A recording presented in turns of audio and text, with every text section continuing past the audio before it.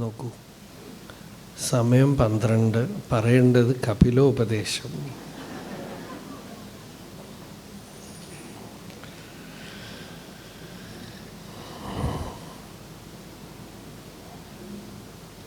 പക്ഷെ നിങ്ങളിൽ പലരും നല്ലവണ്ണം റെഡിയായിട്ട് 11 മണിക്ക് ശേഷം കാപ്പി കുടിച്ചിട്ടാണ് വന്നിരിക്കുന്നത്. അതുകൊണ്ട് കുഴപ്പമില്ല.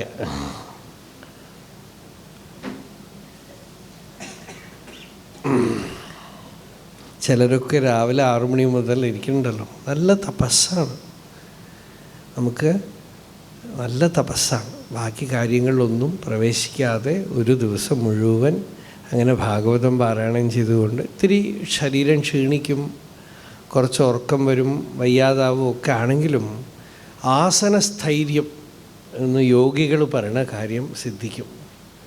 അത് വലിയ ലാഭമാണത്. ദേവഹൂതി കർദമ പ്രജാപതിയെ വിവാഹം കഴിച്ചു. നമ്മൾ പറഞ്ഞു, ഭഗവാന്റെ അനുഗ്രഹത്തോടുകൂടെ ഭഗവാൻ തന്നെ പുത്രനായി അവതരിച്ചു ദേവഹൂതിയിൽ. കപിലൻ എന്ന പേരോടുകൂടി ഭഗവാൻ അവതരിച്ചു. നമ്മൾ അവതാരം എന്ന് വിചാരിച്ചാൽ 10 അവതാരമാണെന്നാണ് ആളുകൾ ധരിച്ചിരിക്കുന്നത്. അവതാരാഹ ഹി അസംഖ്യേയഃ, എണ്ണിയാലൊടുങ്ങാത്ത അവതാരങ്ങളാണ് ഭഗവാന്റെ. ഭഗവാന്റെ ആദ്യത്തെ അവതാരം ഏതാണ് പറയൂ?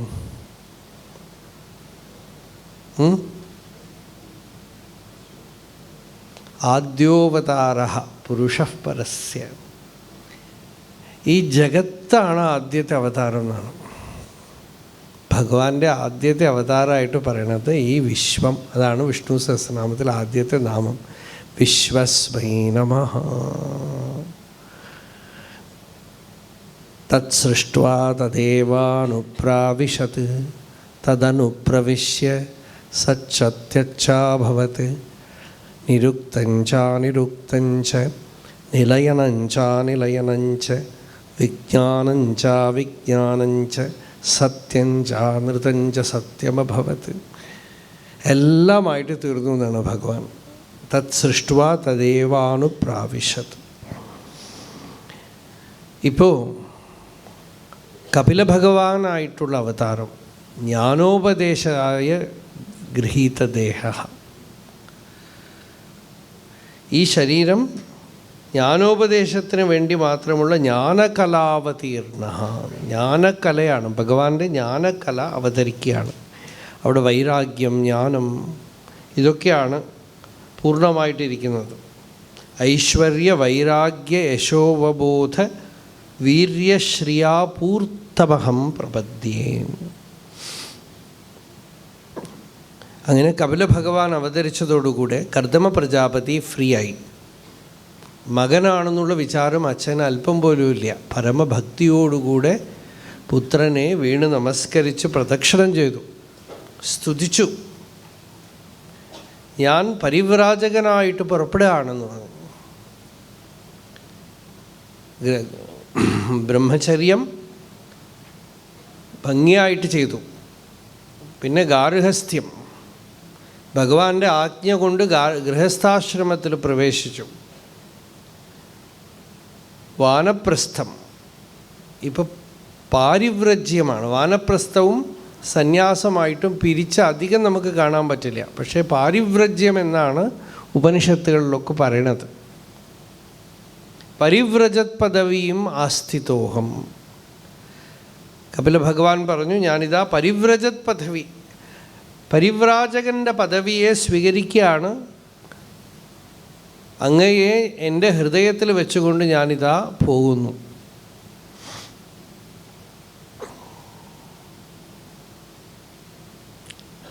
കപില ഭഗവാൻ പറഞ്ഞു,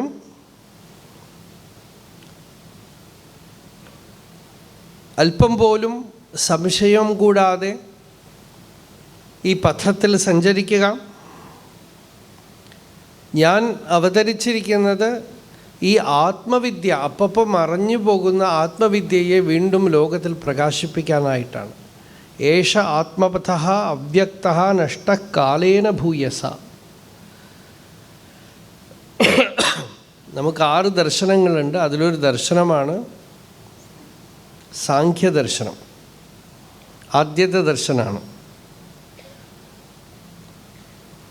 അവർ ആണ് എല്ലാ ദാർശനികന്മാർക്കും മൂത്തവരായിട്ടുള്ളവർ. അതുകൊണ്ട് അവർക്ക് വൃദ്ധാഹ എന്ന് പേര്.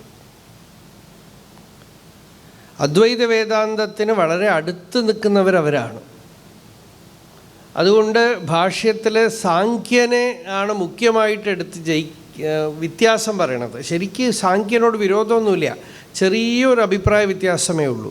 പ്രകൃതി പുരുഷൻ എന്ന ഈ ദ്വൈതത്തിൽ തന്നെ നിന്ന് കളഞ്ഞു. ബാക്കിയൊക്കെ സാഖ്യം തന്നെയാണ് വേദാന്തം.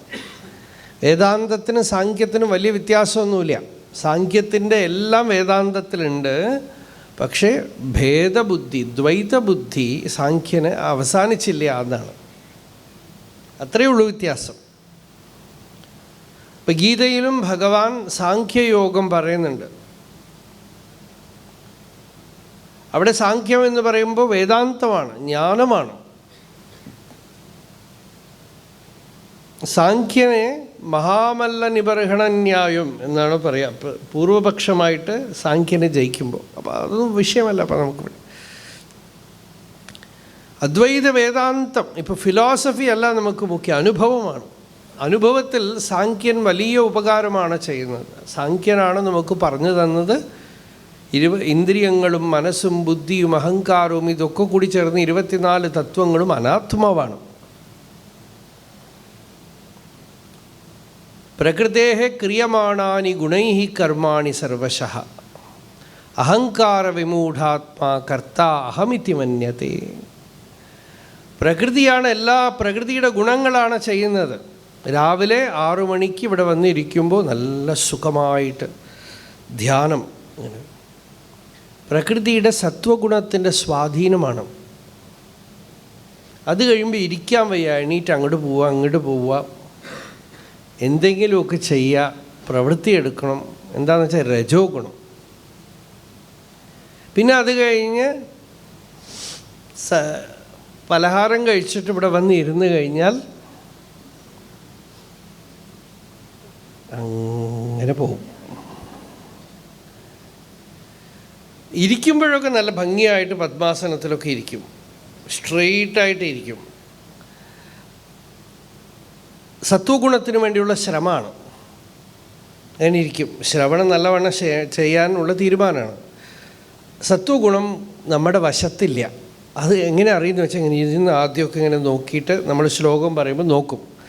അത് കഴിഞ്ഞിട്ട് പതുക്കെ ഇങ്ങോട്ട് നോക്കും. അപ്പോൾ എന്നാൽ രജോ ഗുണം വന്നു. എന്താണെന്ന് വെച്ചാൽ സത്വം പിടികിട്ടണില്ല. അത് കഴിഞ്ഞാൽ പിന്നെ അടുത്തത് പതുക്കെ അങ്ങനെ പോകും. ഒരു കുറച്ച് പ്രാവശ്യം പോയി കഴിയുമ്പോൾ അതങ്ങോട്ട് പോകും. പോയി കഴിഞ്ഞാൽ പിന്നെ ശ്രവണം സുഖമാവും. അതാണ്, അങ്ങനെയാണ് ആ നിദ്ര വന്നിട്ട് പോകണം. ഇന്ദ്രിയ വിക്ഷേപ എന്നാണ്. ജൃംഭണാഖ്യാം തനും പ്രഭോഹോ എന്ന് ഭാഗവത്തിൽ വരുന്നുണ്ട്. ഈ നിദ്രയായിട്ടും ഭഗവാൻ യാ ദേവി സർവഭൂതേഷു നിദ്രാരൂപേണ സംസ്ഥിത. ഭഗവാൻ ഒരു അവതാരം ഉണ്ട് അത്ര. എന്താ അറിയോ അവതാരം? മുമ്പിൽ വന്നിരുന്നു ആന്ന് വന്ന് വിളിക്കില്ലേ, അത് ഭഗവാന്റെ ഒരു അവതാര ശരീരമാണെന്നാണ് പറയണത്. ജൃംഭണാഖ്യാം തനും പ്രഭോഹോ. അടുത്ത് ഒരാൾക്ക് വന്നു കഴിഞ്ഞാൽ അടുത്തിരിക്കുന്ന ആൾക്ക് വരും. അപ്പോൾ ഭക്തിയും അതുപോലെ വരാലോ അല്ലേ?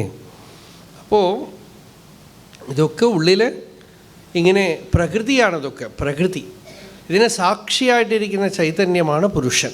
ഇതാണ് സാഖ്യ സിദ്ധാന്തം. 24 തത്വങ്ങളും പ്രകൃതി, പുരുഷൻ സാക്ഷി. പ്രകൃതി പുരുഷന് ഭോഗവും അപവർഗവും കൊടുത്തിട്ട് അവസാനം അപവർഗം എന്ന് വെച്ചാൽ മോക്ഷത്തിന് വഴി തിരിച്ചുവിടും. ഇതാണ് സാഖ്യ സിദ്ധാന്തം. വേദാന്തികൾ പറയണത് കേൾക്കാൻ നല്ല യുക്തിയുക്തമായിട്ടിരിക്കും സാഖ്യം. പക്ഷേ ഈ സാഖ്യ സിദ്ധാന്തം ഈ ദ്വൈതത്തിൽ നിന്നുപോയി അവസാനം നോക്കുമ്പോൾ പ്രകൃതി പുരുഷനൊന്നുമില്ല, ഒരു സത്തയെ കാണാനുള്ളൂ. ഈ പ്രകൃതി ലോകത്തിലുള്ളത്തോളം പ്രകൃതി പുരുഷനുണ്ട്. സത്യം അറിഞ്ഞു കഴിയുമ്പോൾ അദ്വൈതമാണ് അവിടെ, രണ്ടില്ല. ഈ അറിവാണ് കുറച്ച് വ്യത്യാസം. ഇപ്പോൾ ദർശനത്തിൽ ഈ ഭക്തിയൊന്നുമില്ല, സാഖ്യത്തിൽ ഈശ്വരനൊന്നുമില്ല, പ്രകൃതി പുരുഷനേ ഉള്ളൂ. പതഞ്ജലി യോഗദർശനത്തിൽ ഈശ്വരനെയും കൂടെ എടുത്തു. സേശ്വര സാഖ്യം എന്നാണ് പേര്. ഈശ്വരനോടുകൂടിയുള്ള ഒരു സാഖ്യം. ഈശ്വരനും പുരുഷവിശേഷ, ഇതൊക്കെ ദർശന വിഷയം, ഫിലോസഫി. ഭാഗവതത്തിൽ കപിലൻ വരുമ്പോൾ ഇവിടെ ഭക്തി, ജ്ഞാനം, സാഖ്യ സിദ്ധാന്തം എല്ലാം ചേർന്നിട്ടാണ് ഇവിടെ കപില ഭഗവാൻ വരുന്നത്. ഇപ്പോൾ ഇതിൻ്റെയൊക്കെ ഉദ്ദേശം എന്താ? സംസാര നിവൃത്തിയാണല്ലോ, ശോക നിവൃത്തി, ദുഃഖ നിവൃത്തിയാണ്. കുടുംബജീവിതത്തിൽ എല്ലാ സുഖദുഃഖങ്ങളും അനുഭവിച്ചു കഴിഞ്ഞ ആ അമ്മ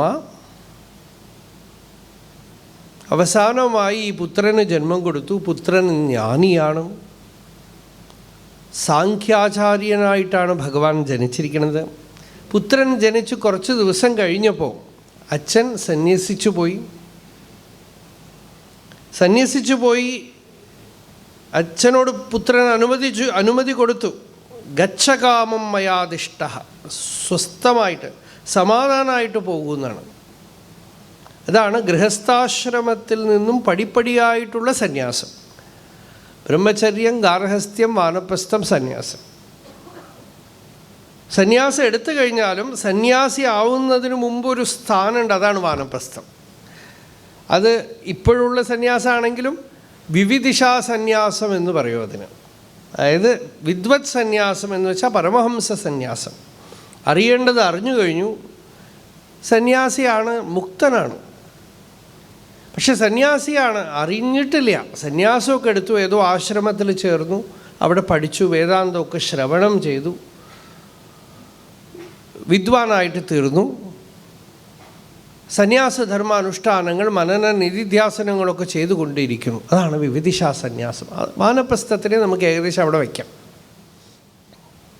ഇപ്പോൾ കർദമ പ്രജാപതി കപിലോപദേശം കൊണ്ട്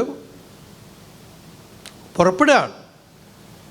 അപ്പോൾ ദേവഹൂതിയെ എന്തു ചെയ്യും?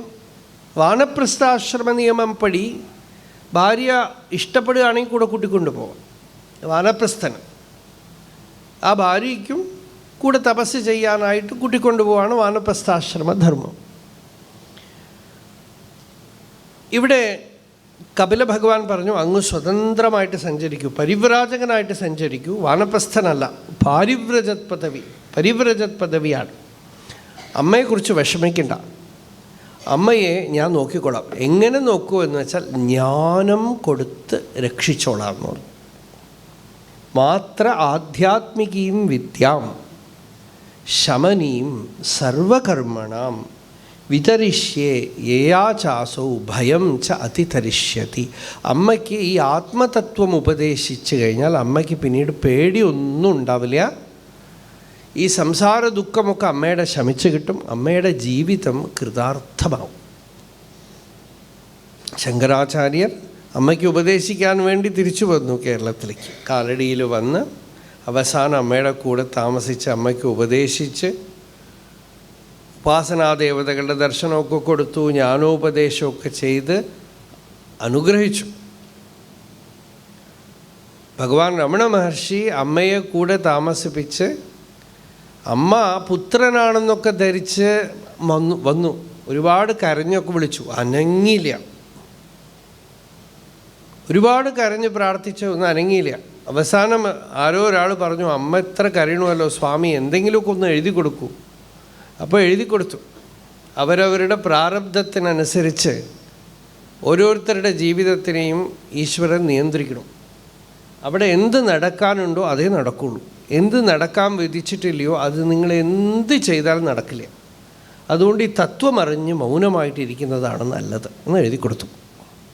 അമ്മയ്ക്ക് എന്ത് മനസ്സിലായി? അമ്മ തിരിച്ചുപോയി. ആ മൂത്ത പുത്രനും മരിച്ച ശേഷം വീണ്ടും അമ്മ തിരിച്ചു വന്നു. രണ്ടാമത്തെ മകനും അവരുടെ ഭാര്യയും മരിച്ചു, അദ്ദേഹവും തിരിച്ചു വന്നു. അവസാനത്തെ പുത്രൻ. അഴകമ്മാൾ തിരിച്ചു വന്ന് മഹർഷിയുടെ കൂടെ പരിപൂർണമായി സന്യാസ ആയിട്ട് വന്നിരുന്നു. അപ്പോഴും കുറച്ച് ദിവസത്തേക്ക് അമ്മയാണെന്നുള്ള ഭാവം ഉണ്ടായിരുന്നു. എങ്ങനെ എളുപ്പമല്ലല്ലോ. അപ്പോൾ ആ പുത്രൻ്റെ അടുത്ത് ആ ഭാവത്തോട് പുത്രനെ എന്തെങ്കിലുമൊക്കെ ചെയ്ത് കൊടുക്കാമൊക്കെ നോക്കും. മഹർഷി അനങ്ങുകയില്ല. അപ്പോൾ ഒരു ദിവസം ഒരുപാട് കരഞ്ഞു അമ്മ. അപ്പോൾ പറഞ്ഞു, നല്ലവണ്ണം കരയും, നീ കരയണത് എനിക്ക് വളരെ ഇഷ്ടമാണ്, കരഞ്ഞോളൂ എന്ന് പറഞ്ഞു. ഒരു വിധത്തിലും അനങ്ങിയില്ല. ആ കരച്ചിലൊക്കെ അടങ്ങി മനസ്സ് ശാന്തമായി. പതുക്കെ പതുക്കെ മനസ്സിലാക്കി, മകനാണ്, ഈ ഭാവത്തോടു കൂടെ കണ്ടാൽ ശരിയാവില്ല. പതുക്കെ പതുക്കെ ആ ഗുരുഭാവം ഉള്ളിൽ വന്നു. അമ്മയ്ക്ക് ഗുരുഭാവം വന്നപ്പോൾ മഹർഷി പുത്രനായിട്ട് അമ്മയ്ക്ക് വേണ്ടതൊക്കെ ചെയ്തു കൊടുത്തു. അമ്മയ്ക്ക് കുളിപ്പിക്കൽ, ശുശ്രൂഷയും മാത്രമല്ല, അമ്മയ്ക്ക് വയ്യാതായപ്പോൾ അരുണാചലേശ്വരൻ്റെ പേരിൽ ഒരു സ്തോത്രം എഴുതി. ജ്ഞാനാഗ്നി കൊണ്ട് ഈ ശരീരം ഭസ്മമാവുന്നതിന് മുമ്പ് ശ്മശാനത്തിൽ ഈ ശരീരത്തിനെ എരിക്കേണ്ട ഗതി വരുത്തരുത്, ജ്ഞാനം ഉള്ളിൽ വരണം. അതിനു മുമ്പ് എന്ന് വെച്ചാൽ ഇനിയൊരു ജന്മത്തിൽ ഇതുപോലൊരു പുത്രനെ കിട്ടുമെന്ന് അറിയില്ല, അതുകൊണ്ട് മറ്റൊരു ജന്മത്തിനുള്ള കാരണമാക്കരുതെന്ന്. ആ രോഗം മാറി വന്നു. അമ്മ കൂടെ താമസിച്ചു, ജ്ഞാനോപദേശം ചെയ്തു. അമ്മയ്ക്ക് വേണ്ടി എഴുതി കൊടുത്തതാണ്. നല്ല രസമായൊരു പാട്ട്. അമ്മയ്ക്ക് ആകെപ്പാടെ അറിയണത് അടുക്കളയാണേ. അപ്പം അടുക്കളയിൽ കൂട്ടാൻ വയ്ക്കലും ചോറ് വയ്ക്കലും കറി വയ്ക്കലും ഇതൊക്കെയാണല്ലോ. അപ്പോൾ അപ്പളം, പപ്പടം, നമ്മൾ പപ്പടം അവിടെ അപ്പളം ഉണ്ടാക്കും. അപ്പോൾ അപ്പളം ഉണ്ടാക്കാനുള്ള റെസിപ്പിയൊക്കെ തന്നെ ആ പാട്ടിലുണ്ട്. അപ്പളം ഉണ്ടാക്കാൻ തുടങ്ങി അഴകമ്മ. അപ്പോൾ എവിടേക്കോ ഗ്രാമത്തിലൊക്കെ പോയിട്ട് അതിന് വേണ്ട സാധനങ്ങളൊക്കെ കൊണ്ടുവന്ന്, മലയിലാണ് ഇരിക്കുന്നത്, ഒന്നുമില്ല, ഭിക്ഷയാണ്, ഭിക്ഷ എടുത്തിട്ടാണ് ജീവിക്കുന്നത്. അപ്പോൾ മഹർഷിയെ അറിയിക്കാതെ ഇവർ അപ്പളം ഉണ്ടാക്കാൻ തുടങ്ങി. കുറച്ച് നേരം കഴിഞ്ഞപ്പോൾ മനസ്സിലായി ബുദ്ധിമുട്ടാണ്, തനിയെ ഭഗവാനെ എല്ലാം അറിയാം. അപ്പോൾ ഒന്ന് വന്ന് എന്നെ സഹായിക്കുമെന്നു. ഞാൻ വരില്ല, ഇവിടെ വന്നിട്ടും ഈ വാസനയാണ്, സംസ്കാരമാണ്, ഇതൊക്കെ ഉണ്ടാക്കണം അല്ലേ. ഇത് ഉണ്ടാക്കി കഴിഞ്ഞാൽ ഇനി വേറെ എന്തെങ്കിലും ഉണ്ടാക്കണം തോന്നും, അത് തിന്നണം തോന്നും, ഇത് തിന്നണം തോന്നും. ഞാൻ വരില്ല, ഞാൻ വേറെ ഒരു വിധത്തിൽ അപ്പളം ഉണ്ടാക്കി തരാം എന്ന് പറഞ്ഞൊരു പാട്ട് എഴുതി അമ്മയ്ക്ക് കൊടുത്തു. அப்பளமிட்டு பாரு அதை சாப்பிட்டு നാശയെ തീര്. ഒരു അപ്പളം ഉണ്ടാക്കുക. എങ്ങനത്തെ അപ്പളമാണ് ഉണ്ടാക്കേണ്ടത് എന്ന് വെച്ചാൽ, ഈ അപ്പളമൊക്കെ ഉണ്ടാക്കി തിന്നു കഴിഞ്ഞാൽ പിന്നെയും തിന്നണം തോന്നും. ഇപ്പോൾ രാവിലെ ബ്രേക്ക്ഫാസ്റ്റ് കഴിഞ്ഞു, ഇനി ഉച്ചയ്ക്കൊന്നും വേണ്ടാന്ന് തോന്നും. അങ്ങനെ ഒരു നമ്പൂരിക്ക് തോന്നിയെന്ന് പറഞ്ഞാൽ പഴയ ഐതിഹ്യമാലയിലൊരു കഥയുണ്ട്. നല്ല ശാപ്പാട് കിട്ടിക്കഴിഞ്ഞപ്പോൾ അദ്ദേഹം വീട് ഇല്ലം മുഴുവൻ പാലിക്കാരൻ രാമനെ വിളിച്ച് എഴുതി കൊടുത്തു അത്ര, ഇനി ഒന്നും വേണ്ടല്ലോ എന്നാണ്. പിന്നെ രാത്രിയാകുമ്പോൾ വിശക്കാൻ തുടങ്ങിയപ്പോഴാണ് അറിഞ്ഞത് അവസാനിച്ചിട്ടില്ല. അപ്പോൾ അതുപോലെ ശരിയാവില്ല അത്. അപ്പോൾ അങ്ങനെ ഒരു കാര്യം ഭക്ഷിച്ചു, അതോടുകൂടി ആഗ്രഹങ്ങളൊക്കെ അവസാനിക്കുമോ? ഇല്ല. പക്ഷേ ഇവിടെ മഹർഷി പറഞ്ഞു, ഞാൻ ഈ പറയുന്ന അപ്പളം ഉണ്ടല്ലോ, ഇത് തിന്നു കഴിഞ്ഞാൽ പിന്നെ ഒരാഗ്രഹവും വരില്ല. ഈ അപ്പളം എങ്ങനെയാണ് ഉണ്ടാക്കേണ്ടത്? സദ്ഗുരു, ദേശികൻ, ആചാര്യൻ പറഞ്ഞ ഉപദേശമനുസരിച്ച് ഈ അപ്പളം ഉണ്ടാക്കണം. അതിൻ്റെ ഫസ്റ്റ് ലൈൻ എന്നത്, ഇബ്ഭുവി തന്നിൽ ഏങ്കിത്തിരിയാമൽ സദ്ബോധസുഖ സദ്ഗുരുവാനവർ செப்பாது சொன்ன ஓர்மொழியின்படி ഒപ്പുയർവില്ലാ ഓർമൊഴിയിൻപടി അപ്പളമിട്ട് പാറ്. ഈ ഭൂമിയിൽ ഇങ്ങനെ അജ്ഞാനിയായി ഇങ്ങനെ അലഞ്ഞു തിരിഞ്ഞ് നടക്കാതെ ആ ദക്ഷിണാമൂർത്തി ഉപദേശിച്ച, മൗനമായി ഉപദേശിച്ച ആ ജ്ഞാനമനുസരിച്ച് സത്യമറിഞ്ഞ് വിമുക്തയായിട്ട് തീരുക. ഒപ്പ് ഉയർവില്ല ഓർമൊഴി, അതിനേക്കാളും ഉയർന്നതൊന്നുമില്ല, അതിന് തുല്യമൊന്നുമില്ല. അങ്ങനെയുള്ള ആ അറിവ് അതിനെ അറിഞ്ഞ് വിമുക്തയായിട്ട് തീരും. എങ്ങനെ അതിന് വിമുക്തയായിട്ട് തീരും? ഓരോന്നായി പറഞ്ഞു. സത്സംഗം, വിവേകം, അന്തർമുഖ വിചാരം, ധ്യാനം. ഇതൊക്കെ ഈ അപ്പളം ഉണ്ടാക്കാൻ വേണ്ട ഉപ്പും പിന്നെ പെരണ്ടയും പിന്നെ ഉഴുന്നും, ഈ ഉഴുന്നൊക്കെ ഇടിക്കണം ഒലക്കെ ഇട്ടിട്ട്, ഈ ഉഴുന്ന് എങ്ങനെ ഇടിക്കുന്നു വെച്ചാൽ ഉൺമുഖ ഉലക്കയാൽ ഓയാതെ ഇടിത്ത്, അന്തർമുഖം എന്ന് പറയുന്ന ഉലക്ക കൊണ്ട് ഇടിക്കുക. എന്നിട്ട് സത്സംഗമാവുന്ന പലകയിലിട്ടിട്ട് അതിങ്ങനെ പരത്തണം. അത്രയും സത്സംഗമാവുന്ന പെരണ്ടയുടെ രസം അതിൽ ചേർത്ത് സമദർശിത്വം എന്നുള്ള പലകയിലിട്ടിട്ട് സമമാക്കുക. ഇങ്ങനെയൊക്കെ പറഞ്ഞ് ഗംഭീരമായ ഉപദേശമാണ് അമ്മയ്ക്ക് ഈ ആത്മവിദ്യ. എല്ലാ സാധനയും അതിൽ, സാധനാ ചതുഷ്ടയ സമ്പത്തി ഒക്കെ പറഞ്ഞു, അതിൽ വിവേകം വൈരാഗ്യം എല്ലാം പറഞ്ഞു. ഇതൊക്കെ കൊണ്ട് ഈ അപ്പളം ഉണ്ടാക്കി താനാഹ ഭുജിക്കുക. ജ്ഞാനമാകുന്ന നെയ്യിലിട്ട് വറുത്തെടുത്ത് ഈ അപ്പളം അങ്ങോട്ട് ഭുജിച്ച് വേറെ ആർക്കും കൊടുക്കാൻ പറ്റില്ല, സ്വയം അനുഭവിക്കണം എന്നാണ്. താനാഹ ഭുജിക്ക തന്മയ അപ്പളമിട്ടുപ്പാറ് அதை சாப்பிட்டு உன் ஆசையை தீரு. ഈ അപ്പളം സാപ്പിട്ടാൽ എല്ലാ ആശയും തീർന്നു പോകും, ആഗ്രഹങ്ങളൊക്കെ തീർന്നു പോകും, മനസ്സിൽ ശാന്തി വരും, ആനന്ദം വരും. ഇങ്ങനെയൊക്കെ അമ്മയ്ക്ക് ഉപദേശിച്ചു. അമ്മയ്ക്ക് പല വഴിയും കാണിച്ചു കൊടുത്തു, ഉപദേശിച്ചു. ഒരു ദിവസം നല്ല ആചാരമായിട്ട് വളർന്നു വരുന്നവരാണ് അവരൊക്കെ. അപ്പോൾ ആരെയും തൊടില്ല, തൊട്ട് കഴിഞ്ഞാൽ അപ്പം പോയി കുളിക്കും, പരസ്പർശം ചെയ്യില്ല. അപ്പോൾ വയസ്സായി വയ്യാതായി കഴിഞ്ഞു. കാവ്യ കണ്ട് അമ്മ കുളിക്കാൻ പോകുമ്പോൾ കുഞ്ചുസ്വാമി എൻ്റെ അടുത്ത് തന്നെ ഈ കഥയൊക്കെ പറഞ്ഞിട്ടുണ്ട്. ഇടയ്ക്കിടയ്ക്ക് കുളിക്കാൻ പോകും. അപ്പോൾ ഭഗവാൻ ചിരിച്ചു കൊണ്ടുവരും. ആരോ തൊട്ടും തോന്നുന്നു കുളിക്കാൻ പോകും, ആരോ തൊട്ടു. ഞങ്ങളുടെ കുട്ടിക്കാലത്ത് ഒരാളുണ്ടായിരുന്നു, നമ്മുടെ പൂർവാശ്രമത്തിലൊരു സ്വന്തമാണ്. ആരെങ്കിലും തൊട്ട് അപ്പോൾ പോയി കുളിക്കാൻ പോകും. അപ്പോൾ ഈ പിള്ളേർ പലരും ഉണ്ടല്ലോ, അവർക്ക് ഇത് തന്നെ പണി, ഇദ്ദേഹത്തിനെ തൊടുക, പോയി കുളിക്കാൻ പോകും. പാവം എന്ത് ചെയ്യാൻ പറ്റും. അപ്പോൾ കാവ്യകണ്ഠ ഗണപതി മുനി പറഞ്ഞു അമ്മയുടെ അടുത്ത്, നോക്കൂ, പൂർണ്ണ ബ്രഹ്മവസ്തുവാണ് ഇരിക്കുന്നത്. ഇനി എന്തെങ്കിലുമൊക്കെ അങ്ങനെ സംശയം വന്നാൽ വയ്യാതായി കഴിഞ്ഞു, വയസ്സായി കഴിഞ്ഞു, ഒന്ന് പോയിട്ട് ഭഗവാനൊന്ന് തൊട്ടിട്ട് വന്നാൽ മതി എന്നാണ്. കുളിക്കൊന്നും വേണ്ടാവുന്നു. പിന്നെ അത് കഴിഞ്ഞാൽ ഒരു ദിവസം ഇത് പോലെ ആരോ ഇരിക്കുമ്പോൾ അമ്മ ഇടയ്ക്കിടയ്ക്ക് വന്ന് തൊട്ടിട്ട് പോകും. അപ്പോൾ പറഞ്ഞു അത് ആരോ എന്തോ അശുദ്ധമായും സംശയമായതാണ്. ഇതൊക്കെ പതുക്കെ മാറ്റിയെടുത്തു അമ്മയുടെ ഈ ഇതൊക്കെ. അതുപോലെ മറ്റുള്ളവർ, ജാതി എന്ന് പറഞ്ഞാൽ ശേഷം എന്ന് പറഞ്ഞൊരു ദോഷം തന്നെയുണ്ട്. ഇതൊക്കെ ഒരു ശാസ്ത്രമായിട്ട് പാലിച്ചിരുന്ന കാര്യമാണ്, അല്ലാതെ ഇത് ഉയർന്നത് താഴ്ന്നതെന്നൊന്നുമല്ല. അമ്മ ഈ സബ്ജാൻ എന്ന് പറഞ്ഞൊരു മുസ്ലിം ഉണ്ടായിരുന്നു, രമണ മഹർഷിയുടെ സ്കൂളിൽ കൂടെ പഠിച്ച കുട്ടിയാണ്. അയാളെ ഈ അഴകമ്മാൾ മധുരയിൽ വീട്ടിൽ ഇരുത്തി ആഹാരം കൊടുക്കുകയൊക്കെ ചെയ്തിട്ടുണ്ട്, വലിയ പ്രിയത്തോടു കൂടെ. അപ്പോൾ അതിൽ ഭേദമൊന്നുമില്ല. പക്ഷെ എന്നാലും ആരെങ്കിലും തൊട്ട് കഴിഞ്ഞാൽ ഉടനെ പോയി കുളിക്കും. അത് ആചാരം വേറെ. ഈ സബ്ജാൻ ഈ മുസ്ലിമാണ്. ഇയാൾ പിന്നീട് ഭഗവാനെ കാണാൻ വരണു. ഭഗവാന്റെ കൂടെ കുട്ടിക്കാലത്ത് ഭഗവാൻ ഈ സാബ്ജാനെയൊക്കെ കൂട്ടിക്കൊണ്ടുപോയി തിരുപ്പുറംകുன்றത്തിൽ സുബ്രഹ്മണ്യ സ്വാമിയൊക്കെ കാണിച്ചു കൊടുത്ത് പ്രദക്ഷിണം ചെയ്യിപ്പിച്ച് ഒരു കൺവേർഷനൊക്കെ ചെയ്തിട്ടുണ്ട്. അപ്പോൾ ഇയാൾ വരദരാജസ്വാമിയുടെ സന്നിധിയിൽ പോലീസായിട്ട് പോയി. പോലീസാണ് അയാൾ. അവിടെ വരദരാജനെ തെരുവിൽ എഴുന്നള്ളത്ത് കൊണ്ടുവരുമ്പോൾ ഈ പോലീസ് ആയിട്ട് നിൽക്കുകയാണ്. അപ്പോൾ നോക്കൂ, മഹർഷിയുടെ സമ്പർക്കം കുട്ടിക്കാലത്ത്. പക്ഷേ അദ്ദേഹം മുസ്ലിമാണ്, മുസ്ലിമായിട്ട് തന്നെയാണ് ഇരുന്നത്. പക്ഷേ എവിടെയാണ് അതിൻ്റെ ഇഫക്റ്റ് വരുന്നത്? വരദരാജസ്വാമിയെ തെരുവിൽ എഴുന്നള്ളത്ത് കൊണ്ടുവരികയാണ്, ഈ പോലീസ് അവിടെ നിൽക്കണു.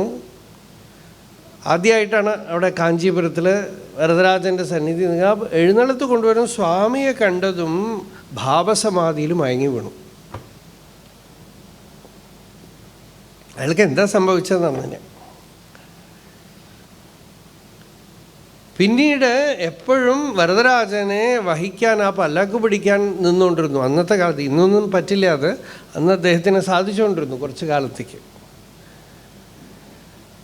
അപ്പോൾ അഴകമ്മാളിന് അങ്ങനെ ഭേദമൊന്നുമില്ല. പക്ഷേ ശേഷം എന്നൊരു ദോഷം പറയും. അതായത് പ്രത്യേകിച്ച് വിധവകളായി കഴിഞ്ഞാൽ വളരെ ആചാരമായിട്ട് അവർ സന്യാസി പോലെ തന്നെ കാഷായമൊക്കെ ധരിച്ച് ആഹാരശുദ്ധിയൊക്കെ നോക്കി ആരെങ്കിലുമൊക്കെ കഴിച്ചതിന് ശേഷം പോലും കഴിക്കില്ല. അതാണ് ശേഷം എന്നത്. ഈ അന്നശുദ്ധി ശ്രുതി പറഞ്ഞ കാര്യമാണ്. പക്ഷെ അത് എങ്ങനെ ചെയ്യണമെന്ന് നമുക്ക് പലപ്പോഴും ഇപ്പോൾ എന്തെങ്കിലുമൊക്കെ ചെയ്ത് കഴിഞ്ഞാൽ ആളുകൾ ഉടനെ പറയാം അത് ജാതിയാണ്, ശുദ്ധമാണ്, അശുദ്ധമാണെന്ന് പറഞ്ഞ് ബഹളം കൂട്ടും. അതൊന്നും അല്ല. ഇതൊരു ശാസ്ത്രമാണ്. അത് ജാതിയുടെ മതത്തിൻ്റെ അഭിമാനമൊക്കെ ആയിട്ട് തീരാം.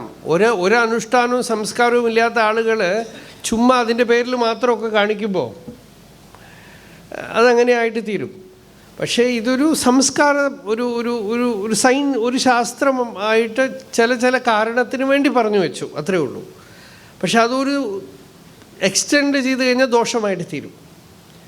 അപ്പോൾ ആഹാരം ഇങ്ങനെ ആരെങ്കിലും തൊട്ടോ അല്ലെങ്കിൽ വേറെ ആരെങ്കിലുമൊക്കെ കഴിച്ചു കഴിഞ്ഞാൽ പിന്നെ അത് കഴിക്കില്ല. നമ്മളിപ്പോൾ എച്ചിലെന്നൊക്കെ പറയുമല്ലോ, അതുപോലെ. അപ്പോൾ ഇതൊക്കെ അമ്മയ്ക്കുണ്ടായിരുന്നു. അപ്പോൾ ഒരു ദിവസം ഈ മലയിൽ പുല്ല് വെട്ടാൻ വരും പറയ സ്ത്രീകളാണ്. അവരൊക്കെ വസ്ത്രം പോലും ഉണ്ടാവില്ല പാവങ്ങൾ. കാട്ടിൽ പോയി പുല്ല് വെട്ടിയിട്ട് വേർത്ത് കുളിച്ച് വരും. ഇവർ വരുമ്പോൾ ഭഗവാൻ സ്കന്ധാശ്രമത്തിൽ ഇവർക്ക് കഞ്ഞിയുടെ വെള്ളമൊക്കെ വെച്ചിട്ട് റെഡിയാക്കി വെച്ചിട്ടുണ്ടാവും. അവർ ഭഗവാന്റെ മുമ്പിൽ വന്നിട്ട്, സ്വാമി ഞങ്ങളുടെ മുതുകത്ത് വെള്ളം ഒഴിച്ച് തരൂ എന്നൊക്കെ പറയും. അവരുടെ മുതുകത്ത് വെള്ളമൊക്കെ ഒഴിച്ചു കൊടുക്കും. ഒരു ദിവസം ரொம்ப പസിക്കരുത് സ്വാമി, വളരെ വിശക്കണം. അപ്പോൾ കുഞ്ചുസ്വാമിയുടെ അടുത്ത് ഭഗവാൻ പറഞ്ഞു, ഉള്ളിൽ പോയിട്ട് അമ്മ ഇവർ ഭിക്ഷ എടുത്ത് കൊണ്ടുവന്നിട്ടില്ല, ഭിക്ഷയാണ്, അമ്മ പാചകം ചെയ്ത് വെച്ചിട്ടുണ്ടാവും, എടുത്തുകൊണ്ട് വരാൻ പറയും. കുഞ്ചുസ്വാമിക്ക് അറിയാം ഇനിയിപ്പോൾ ഇവിടെ കൊടുത്തു കഴിഞ്ഞാൽ അമ്മ ബാക്കിയുള്ളതൊന്നും കഴിക്കില്ല. അപ്പോൾ കുഞ്ചുസ്വാമി ഇങ്ങനെ സംശയിച്ച് നിന്നു. പോയി ഞാൻ പറഞ്ഞു എന്ന് പറയൂ, കൊണ്ടുവരാൻ പറയുന്നു. അപ്പോൾ അമ്മ അകത്ത് പോയിട്ട് അമ്മയുടെ അടുത്ത് പറഞ്ഞപ്പോൾ അമ്മ വന്നിട്ട് പറഞ്ഞു, വയസ്സായി കഴിഞ്ഞപ്പോൾ ഒരു പ്രാവശ്യം പാചകം ചെയ്യണതേ വലിയ ബുദ്ധിമുട്ടാണ്, ഞാൻ ഇനിയും ഒന്നും കഴിച്ചിട്ടില്ല എന്ന് പറഞ്ഞു. അപ്പോൾ ഭഗവാൻ, இந்த வந்திருக்கிற വെള്ള யாரு தெரியுமா? ഈ പുല്ല് ചെത്തുന്ന സ്ത്രീകളുടെ മുമ്പിൽ ഇവർ നിൽക്കുന്നുണ്ട്. വെള്ള யாரு தெரியுமா? അമ്മ വളരെ ഇന്നസെൻ്റാണ്. നോക്കി, അരുണാചല സ്വരൂപം, ഇതൊക്കെ അരുണാചലേശ്വരൻ്റെ സ്വരൂപമാണ്. അമ്മയ്ക്ക് അങ്ങനെ തന്നെ ദർശനം, കണ്ണിൽ കണ്ണീര് വന്നു. വേഗം അകത്ത് പോയി വെച്ചിരിക്കണതൊക്കെ എടുത്തുകൊണ്ട് വന്നു. അതോടുകൂടി ആ ഭാവം അങ്ങോട്ട് പോയി.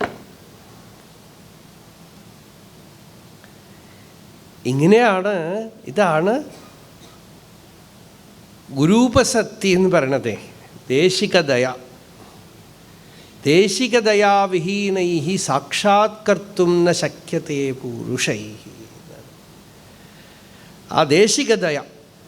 ഇപ്പോൾ ഇവിടെ ദേവഹൂതി ഇങ്ങനെ തന്നെ അഴകമ്മാൾക്ക് അവസാന കാലത്ത് ബ്രഹ്മോപദേശം ചെയ്ത് അടുത്തിരുന്ന് ശിരസിൽ കൈവച്ച് പൂർണ്ണമായും അമ്മ വിമുക്തയായി എന്ന് പറഞ്ഞു മഹർഷി. അവരതിന് തയ്യാറായിരുന്നു.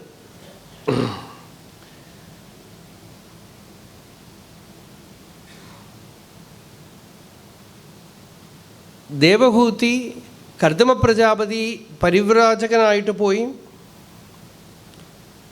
വനമേവ ജഗാമ. കർദമ പ്രജാപതിയുടെ ആ യാത്ര തന്നെ ഗംഭീരമാണ്. കൃതകൃത്യനായി ചെയ്യേണ്ട കർമ്മങ്ങളൊക്കെ ചെയ്തു കഴിഞ്ഞ് ആ ഋഷി വ്രതം സ ആസ്ഥിതോ മൗനവ്രതം എടുത്തു അത്രേ. പുറമേക്ക് ഒന്നിനെയും ഇനി ആശ്രയിക്കുന്നില്ല. ആത്മൈക ശരണോ മുനിഹി, ആത്മാവിനെ ശരണം പ്രാപിച്ചു എന്നാണ്. നിസ്സംഗ, ഒന്നിനോടും സംഘമില്ല. വ്യചരത് ക്ഷോണീം, ഭൂമിയിലിങ്ങനെ സഞ്ചരിച്ചു. അനഗ്നിഹി അനികേതന, അഗ്നികാര്യമൊന്നുമില്ല. അനികേതന, ഹോംലെസ്, തൻ്റേതായ ഒരു വീട് ഒന്നുമില്ല, കഴിഞ്ഞു. അനികേത സ്ഥിരമതി, സ്ഥിരമായിട്ട് ശരീരം ഒരിടത്തിരിക്കില്ല, പക്ഷെ ബുദ്ധി സ്ഥിരമായിട്ട് ഒരിടത്തിരുന്നു എന്നാണ്. ശരീരം ഇങ്ങനെ അലഞ്ഞുകൊണ്ടേയിരിക്കുകയാണ്. എത്ര സായം ഗൃഹാഹ വയം, അത്രയേ ഉള്ളൂ. വൈകുന്നേരം എവിടെ എത്തണോ അതാണ് വീട്.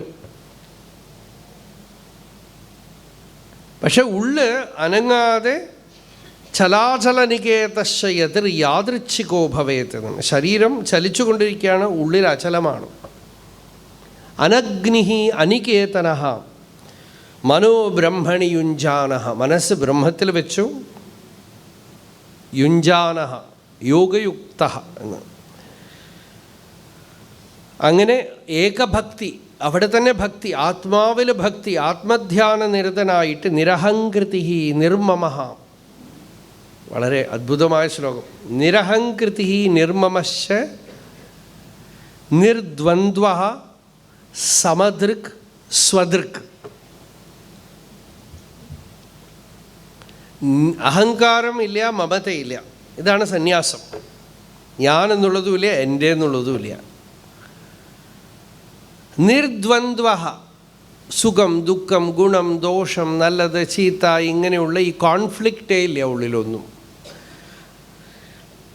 പുറമേക്ക് സമദൃക്, സമദർശിത്വം. ഉള്ളിൽ സ്വദൃക്, തന്നെ തന്നെ കണ്ടുകൊണ്ടിരിക്കുകയാണ്. സ്വയം പ്രകാശമായ വസ്തുവിൽ നിൽക്കുകയാണ്. പ്രത്യക് പ്രശാന്തധീഹി, ബുദ്ധി പ്രത്യക് സാക്ഷിയിൽ ആത്മസ്വരൂപത്തിൽ പ്രശാന്തമായിട്ടിരിക്കുകയാണ്. ധീര, അവനാണ് ധീരൻ എന്നാണ്. ധീ അവിടെ രമിക്കുന്നത് കൊണ്ട് ധീര. പ്രശാന്തോർമിഹി ഇവ ഉദധിഹി, അലയടങ്ങിയ ആഴി പോലെ, അലയില്ലാത്ത കടൽ പോലെ നിശ്ചലത. അങ്ങനെ ആത്മാനം സർവഭൂതേഷു ഭഗവന്തമധോക്ഷജം, സർവഭൂതങ്ങളിലും ആത്മദർശിയായി ഇച്ഛാദ്വേഷവിഹീനേന, രാഗദ്വേഷങ്ങളില്ലാതെ സർവത്ര സമചേതസ, സമബുദ്ധിയോടുകൂടെ പ്രാപ്ത ഭാഗവതീ ഗതി. ആ ഭഗവത്ഗതിയെ, മുക്തിയെ, വിദേഹമുക്തിയെ പ്രാപിച്ചു. ഇത് കഴിഞ്ഞ് ദേവഹൂതി കപില ഭഗവാനെ കണ്ടു പറഞ്ഞു, ഭർത്താവ് പോയി, ജീവിതത്തിൽ എന്തൊക്കെയോ നേടി, എന്തൊക്കെയോ പ്രവർത്തിച്ചു. ഇപ്പോൾ വാർദ്ധക്യത്തിൽ നോക്കുമ്പോൾ ഉള്ളിൽ മൊത്തം ഇരുട്ടാണ്, അന്ധകാരമാണ്. എന്ത് നേടിയെന്ന് ചോദിച്ചാൽ ഒന്നും പറയാൻ വയ്യ. ഞാൻ എന്ത് ചെയ്യണം ഒന്നും അറിയില്ല. കപില ഭഗവാൻ അവിടെ മുമ്പിൽ പ്രകാശിക്കുന്നു. തമാസീനം, എങ്ങനെയായിരിക്കണം? അകർമാണം, ഒരു കർമാവും ഇല്ല എന്നാണ്. നൈഷ്കർമ്മ്യസിദ്ധിം പരമാം സന്യാസേനാധിഗച്ഛതി. എല്ലാ കർമ്മങ്ങളും കൊഴിഞ്ഞുപോയ അസക്തബുദ്ധി സർവത്ര ജിതാത്മാ വിഗതസ്പൃഹ നൈഷ്കർമ്മ്യസിദ്ധിം പരമാം സന്യാസേനാധിഗച്ഛതി. ഒരാൾ ജീവിതാന്ത്യത്തിൽ ഈ ഒരു ദശയെ പ്രാപിച്ചാൽ രക്ഷപ്പെടും. നമ്മുടെ കേരളത്തിൽ അഭിവന്ദ്യനായിരുന്ന വേദാന്തിയായിരുന്നു ബാലകൃഷ്ണൻ നായർ സാർ. അദ്ദേഹം മരിക്കണതിന് കുറച്ച് ദിവസം മുമ്പ് എന്നോട് പറഞ്ഞു, ഒരു ദിവസം വൈകുന്നേരം ഇങ്ങനെ സംസാരിച്ചിരിക്കുക, ആനന്ദമായിട്ടിരിക്കുകയാണ്, ശിവശിവ ശിവശിവ ശിവശിവ എന്ന് പറഞ്ഞു. അപ്പം എന്നോട് പറഞ്ഞു, സ്വാമി ഇപ്പോൾ ഒരു ചായ കുടിക്കാനുള്ള സങ്കല്പം പോലും ഇല്ല. എന്നിട്ട് ഈ ശ്ലോകം പറഞ്ഞു, അസക്ത ബുദ്ധി സർവത്ര, ഒന്നിനോട് മനസ്സിന് ഒരു പറ്റിക്കൂടലും ഇല്ല, നല്ല ശാന്തി, അന്തശീതളത. അസക്തബുദ്ധി സർവത്ര ജിതാത്മാ വിഗതസ്പൃഹ നൈഷ്കർമ്മ്യസിദ്ധിം പരമാം സന്യാസേനാധിഗച്ഛതി. പരമസൗഖ്യം, ഉള്ളിൽ നല്ല സുഖം, ആനന്ദം, തൃപ്തി. അതാണ് ജയം ജീവിതത്തിലെ വിജയം. അതാണ്. ഒന്നിനോടും ഒരു കംപ്ലൈൻ്റ് ഇല്ല, ഒന്നും ദോഷം പറയാനില്ല, ഒന്നുമില്ല, ഒന്നും നേടിയെടുക്കാനില്ല, ആയിത്തീരാനില്ല, പേടിക്കാനില്ല, ഒന്നിനെക്കുറിച്ചും ഒരു അഭിപ്രായമോ ഒന്നുമില്ല. ഭേദബുദ്ധിയൊക്കെ അസ്തമിച്ച് മനസ്സ് പ്രശാന്തമായിരിക്കുന്നു. അങ്ങനെ ഇരിക്കുന്ന ആ പുത്രനെ കണ്ടിട്ട് ദേവഹൂതി ആ അമ്മ ചോദിച്ചു. അമ്മയ്ക്ക് പരമവൈരാഗ്യമുണ്ടായി. അതാണ് അനുഗ്രഹം, ഈശ്വരൻ്റെ അനുഗ്രഹം. നിർവേദം, നിർവേദ പരമോ ജജ്ഞേ.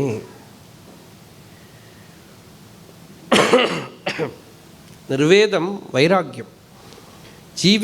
ജീവിച്ച് മനുഷ്യൻ നേടിയെടുക്കേണ്ടത് അതാണ്. പരീക്ഷ്യ ലോകാൻ കർമ്മചിതാൻ ബ്രാഹ്മണോ നിർവേദമായാത് നാസ്തി അകൃതകൃതേന. എന്തൊക്കെയോ ചെയ്തു, എന്തൊക്കെയോ നേടിയെടുത്തു, സമ്പാദിച്ചു, എന്തൊക്കെയോ ആയിത്തീർന്നു, അവസാനം മനസ്സിലായി ഇതൊക്കെ ലിമിറ്റഡാണ്, പരിച്ഛിന്നമാണ്. എനിക്ക് പരമാർത്ഥമായ വസ്തു ഇതുകൊണ്ടൊന്നും പ്രാപ്യമല്ല എന്ന് മനസ്സിലായി പരമവിരക്തനായി. വൈരാഗ്യാന്ന പരം സുഖസ്യ ജനകം പശ്യാമി വശ്യാത്മനഃ തച്ഛേത് ശുദ്ധതരാത്മബോധസഹിത സ്വാരാജ്യ സാമ്രാജ്യ ദുഃഖ്. വൈരാഗ്യം പോലെ സുഖകരമായ ഒന്നില്ല. അതിനോടുകൂടെ ആത്മബോധവും കൂടെ ചേർന്ന് കഴിഞ്ഞാൽ സ്വാരാജ്യ സാമ്രാജ്യ ദുഃഖ്, സ്വാരാജ്യ സാമ്രാജ്യത്തിനെ കൊടുക്കും.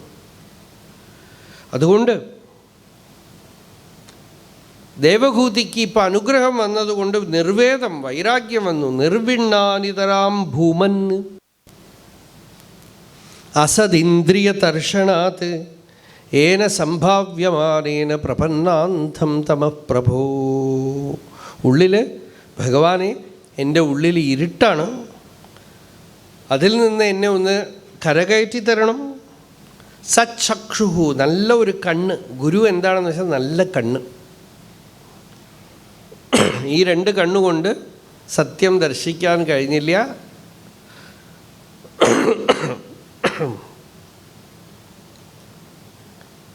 ഗുരുവാകുന്ന കണ്ണുകൊണ്ട് വേണം സത്യം ദർശിക്കാൻ. ഭാഗവതം തന്നെ പറഞ്ഞു, ഉപനിഷത്താകുന്ന കണ്ണിൽ ഗുരുവാകുന്ന സൂര്യൻ്റെ വെളിച്ചം വീശണമെന്നാണ്. ഉപനിഷത്സു ചക്ഷുഷ ഗുരുവർക്കോപലബ്ധ ഉപനിഷത്സു ചക്ഷുഷ ഏതേ തരന്തീഹ ഭവ അനൃതാംബുധിം എന്നാണ്.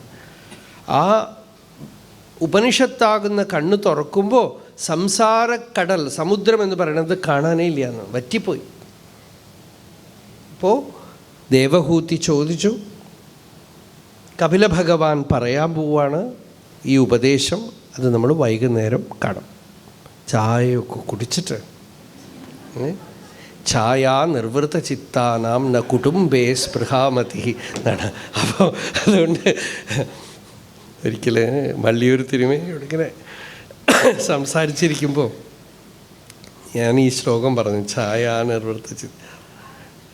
ഛായ എന്ന് വെച്ചാൽ ഭഗവാന്റെ കാൽ നിഴൽ ചുവട്ടിലിരിക്കുന്നവർക്ക് കുടുംബത്തിൽ ആസക്തി ഉണ്ടാവില്ല എന്നാണ്. പക്ഷേ അതിന് നമ്മൾ അർത്ഥം കൊടുത്തത് ഛായയിൽ നിർവൃത്തി കണ്ടിട്ട് കുടുംബേ സ്പൃഹാമതി എന്ന് പറഞ്ഞോ. അദ്ദേഹം അങ്ങനെ മധുരമായിട്ട് ചിരിച്ചു, ഒരുപാട് ചിരിച്ചു. ഛായാ നിർവൃത്ത ചിത്താനാം ന കുടുംബേ സ്പൃഹാമതി. അപ്പോൾ വൈകുന്നേരം കുറച്ച് ഉത്സാഹമായിട്ട് വരും. 1:30 മണിക്ക് പാരായണം തുടങ്ങാമെന്നാണ് പറഞ്ഞിരിക്കുന്നത്. നിർബന്ധമൊന്നുമില്ല, നമ്മുടെ പാരായണം നടക്കണം, പാരായണം നടക്കണം. അതുകൊണ്ട് 1:30 മണിക്ക് ഇവിടെ വായിക്കൽ തുടങ്ങും. സർവത്ര ഗോവിന്ദനാമ സങ്കീർത്തനം. ഭിക്ഷാവന്ദനം ഉണ്ട്, നിങ്ങൾ നോക്കിക്കൊടും. 1:30 എന്ന് വെച്ചാൽ 1:45 കുഴപ്പമില്ല, നമുക്ക് അങ്ങോട്ടും പോവാമല്ലോ. അരുണാചല ശിവ അരുണാചല ശിവ അരുണാചല